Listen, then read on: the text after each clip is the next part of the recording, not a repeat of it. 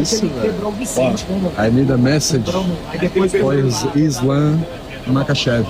I will knock you out, bro. Knock you out, bro. Knock you out? I will bring that belt to Brazil. The first welterweight champ from Brazil. I'm sure Michael Morales or Carlos Prates were watching that and thinking, oh, I can beat this guy, right? That will make them very confident. However, do they have the same takedown defense that Ian Gary had? Probably not, right? That's what those fights are going to come down to. Can they stop Islam's takedowns? The UFC's probably going to give him Carlos Prates. Even though Michael Morales weighed in for this fight, he's been kind of like pretty vocal about it, that he knows that he's next. If the UFC wants to make this right, Kamaru, hold on real quick. If the UFC wants to make this right, you have to make Carlos Prates fight Michael Morales, #1 contender. That's one. So after what you saw with Ian Gary, does that give you more belief that Carlos Prates now can go out there and potentially beat Islam Makhachev? I'm going to pick Carlos Prates. I'm not going to lie. I don't know why. I just feel like he's going to win. I don't know why. Were you going to pick him though before you saw this Ian Gary fight, or is it the Ian Gary I was already starting to feel it, to be honest. Before the Gary fight, I was starting to be like, dude, it's going to be Gary or Prates that beats him. Let's go! Let's go! Let's go! Let's go! Right now! I'm gonna bust like now! Right now! Let's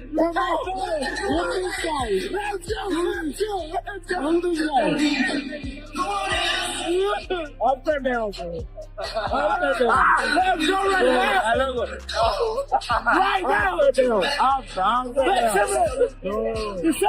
Sean O'Malley narrows the field to Prates and Morales. Prates gets the next shot. Morales the tougher matchup. Fight's going to be bigger than ever. Who's next for Islam Makhachev? We got Michael Morales and Carlos Prates. Michael Morales he's huge. So is Carlos. They're both huge dudes. Morales is coming off a victory over Sean Brady, Gilbert Burns, Neil Magny. Gilbert Burns, I think, was on a pretty bad losing streak, a little bit older. Neil Magny, also a little bit older. KO. His last 3 fights were KOs. So I'm curious, what do you guys want to see? Would you guys want to see Michael Morales? I think Carlos Prates has a little bit more hype behind him. Carlos Prates is ranked #1. Demetrius Johnson compares the head kick that dropped Ian Gary in round 2 to trying to grab someone who keeps slipping out of your hands. If you're trying to get into bed with your wife and each time you get into bed, she jumps out and runs away from you, you ain't gonna get no booty. But if your wife stays in bed with you and you're in bed, there's gonna be a lot of bone smuggling, all right? So keep that in mind when you watch this fight, is that you have one that's trying to run away, disengage. I don't wanna be here, I don't wanna be here. And Islam was smart to stay with him. Right hand, that lands perfect, right? Beautiful right hand from Islam Makhachev. And it wasn't a hook right hand. It's more of a slapping, a Muay Thai or kickboxing right hand. Throws him right into this thing and whack, booey. Beautiful technique from Islam Makhachev. Meanwhile, Chael Sonnen also thinks Gary may have exposed something in Makhachev's game that Morales could exploit. So we got a number of things out of tonight. But more than anything, we have a reason. We have a reason to be here. And has Islam proved that he's the best? Yeah, at 2 different weight classes, he sure has. And the 2 weight classes changes all the numbers of all the guys that he was trying to surpass tonight. Changes everything when you're doing it multiple weights. Are we certain nobody can beat him? Are we certain there's not a way for somebody to beat him? No, Ian Gary did not poke a hole in the boat of Islam's invincibility aura, but he showed that one might exist. And I do think that Morales versus Islam, for the first time ever, just became interesting. Luke Thomas leans toward Morales, pointing to the undefeated contender's size, strength, and physicality.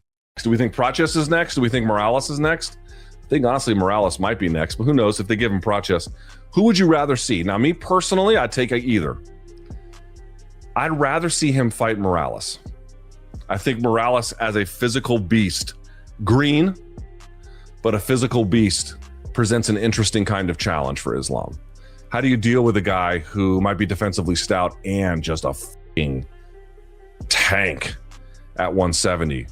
And I think Prates is like deceptively strong, but the grappling differential, right? I mean, how many times did Ian get Prates down? Ian got Prates down 4 times. It's like, bro, if Ian can do that, I mean, you would imagine Islam can do that. With UFC 330 behind him, Carlos Prates is calling out Islam Makhachev directly, pushing for a December title shot at welterweight. Aaron Bronstetter flags Prates' size, reach and power as threats to Makhachev, with wrestling defense the real question.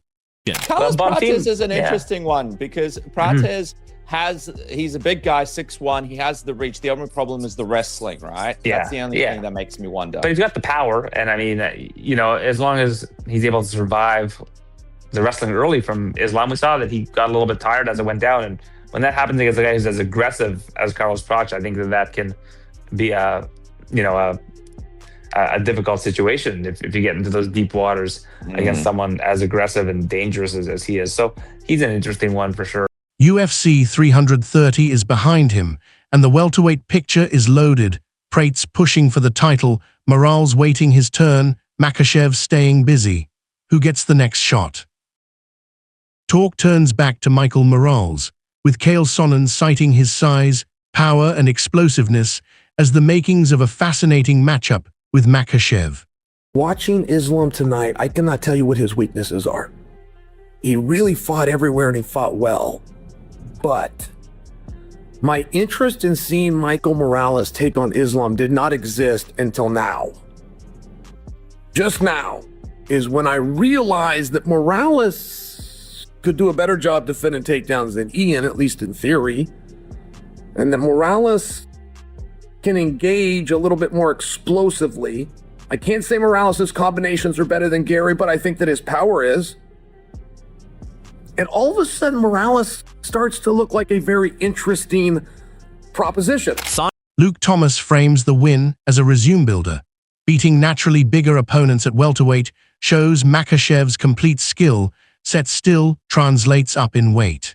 The basic expectations of what most of us were looking for here, to be quite honest with you. It wasn't very, very surprising in that sense. And I don't know how you guys feel about this fight. Do you feel like you were let down by it? Did you feel a little bored by it? Certainly the co-main event was deeply unimpressive. Maybe you feel like you didn't get your entertainment's worth, but I feel like for me, the standard of excellence that Islam Makhachev routinely sets he is one of the best fighters I've just ever seen. He is one of the most, if not the most complete fighter at an elite level that I've ever seen. And when I say complete, I mean taking that skill set and using it to move up in weight and through challenges. Demetrius Johnson calls Prates the more exciting matchup for Makhachev, arguing the fight gives the champion the statement win he needs right now. And on Carlos, so I think the Carlos versus Islam fight is going to be way better than Ian Gary fight. With the next matchup unsettled, Daniel Cormier shifts focus to what Makhachev just did. Defended a title in a second weight class, taking 4 of 5 rounds across the 2 judges' cards. Cormier's point is that most fighters would call it a career night. Makhachev will grade himself harder than that.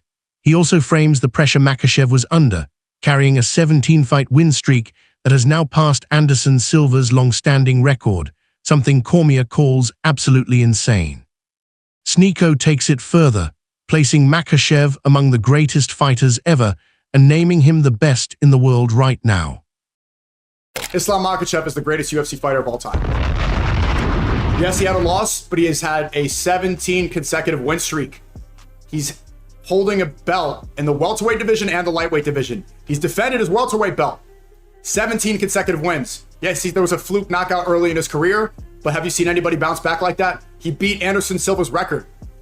Okay? Habib, he had undefeated record.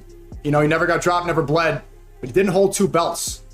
Only in lightweight. Sean O'Malley says Morales is the more interesting stylistic test, thanks to his wrestling and grappling. Carlos Prates, I'd say, is a little bit more, has a more impressive resume. Both guys, interesting fights. Carlos Prates smokes cigarettes, so I think that's kind of like an advantage as far as who gets the next title shot. Both super interesting fights. Again, a long striker like Ian Gary. I think Michael Morales would be more interesting when it comes to like the wrestling, the grappling, and just digging underhooks and not getting taken down. Whereas Carlos might get, single leg outside, taken down. I haven't really seen his jiu-jitsu much. But both interesting fights. But realistically, I don't think Islam's going to turn around and fight anytime soon. So it's like, do they do Carlos versus Michael Morales? Or, yeah, probably not. I mean, they're both going to, I don't know. Makhachev wants to stay active, eyeing a January return while staying open to fighting again before year's end, aiming for 2 outings in 12 months. After Ramadan. Bro, we have to fight before Ramadan, 100%. Before Ramadan, okay. So you're shooting for January. Of course. January, end of the year, we have to fight. Even the end of this year? Yeah, because I'm not like 20-somethings. I'm 34 years old, and I have to fight soon as possible because I'm not cut much weight. I don't have like any big injuries, just have to maybe double check my nose. That's it. Thank you. Thank you. And before this fight also, I give my approval to fight in White House. It's long story why I'm not there, but I told beginning of the summer I want to fight. I call Ali, I call everybody, I want to fight. But it's not something I chose and I make, Demetrius Johnson calls Michael Morales one of the best wrestlers in the world, a major physical test for Makhachev at welterweight. Islam Makhachev, and that is him taking on King Kong himself, because he's a massive guy. I think he cut 52 pounds in order to make the weight for the backup. So the biggest thing with that one is Islam's just gonna have to take out a bigger monster, and I think he can. And guys, I'm really happy for Islam Makhachev. He was so kind to come on the Mighty Cast, talk to us. He didn't have to. Ariel Helwani credits Makhachev with another elite performance and continued legacy building, but stops short of putting him in the GOAT conversation just yet. We were so blown away by how he looked against Jack Della. By the way, let me be very clear here. That was an amazing performance. Like, he looked great in the first 2 rounds. I thought the second round was a potential 10-8. And then, third round was probably his worst round. Fourth round, clearly 2 of the judges gave it to him. I don't agree. And then he comes back and he rallies, busted up, and wins the 5th. So I'm not taking anything away from Islam whatsoever. I do think there's a strong case to be made that he is among the greatest of all time. I still think that was his 7th victory in a title fight, his 6th title defense. A reminder that John Jones had 16 title fight victories. DJ's record is 12 in a row as far as title defenses are concerned. And so while he did surpass Anderson's record, I still think there's a little bit more work to be done. He did tie Khabib's victory record, 29 wins. He does have the loss against Adriano Martins.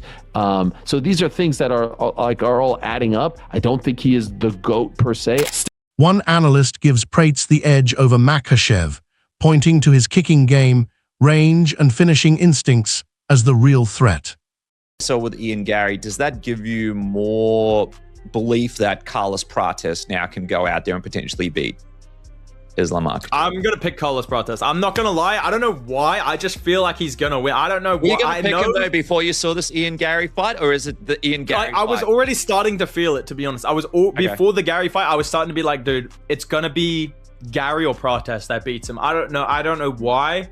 I think it's because the calf kicks will be the fact that Islam kind of didn't really have an answer for those oblique kicks at all, those leg kicks, and the body kick. I really expected Islam to be body kicking more. Obviously, he landed that big head kick, and that was cool to see. That was a great moment, but the body kick really bothered him, and I do feel like, okay, Prates can definitely kick this guy and keep him at that long range for at least 3 rounds. He can make it competitive, and I think he has way more power.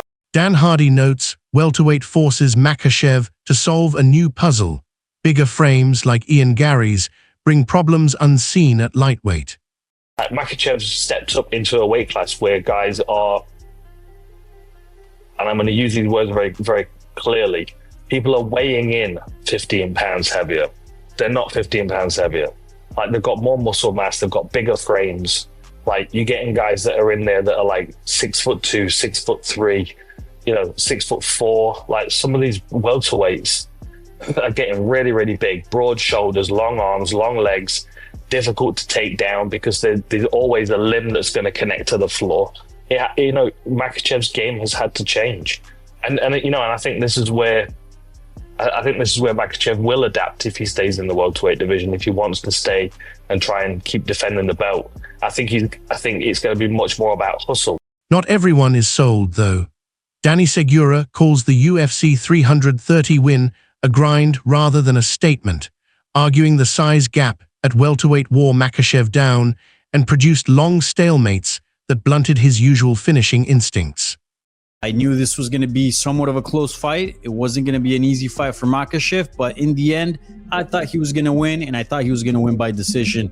I didn't think he was going to be able to submit Ian Machado Gary or finish him with strikes. So more or less what I expected, and yeah, not surprised in either direction, really. One thing that kind of surprised me a bit. Obviously, we knew that size was going to be a thing, but to the degree that we saw, I expected this fight to have more action. There were a lot of stalemates, both in the striking. They would just stand each other and stare at each other, and against the fence as well. So I would say that Islam Makhachev is open to fighting either man, but wants Prates and Morales to settle the contender spot first.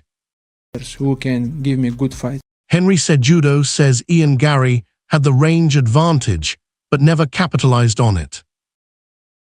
What do you think? Like, looking at the fight, the way Islam fought and the way that Ian fought, what are the positives that you would take away from Ian and what he did in that fight?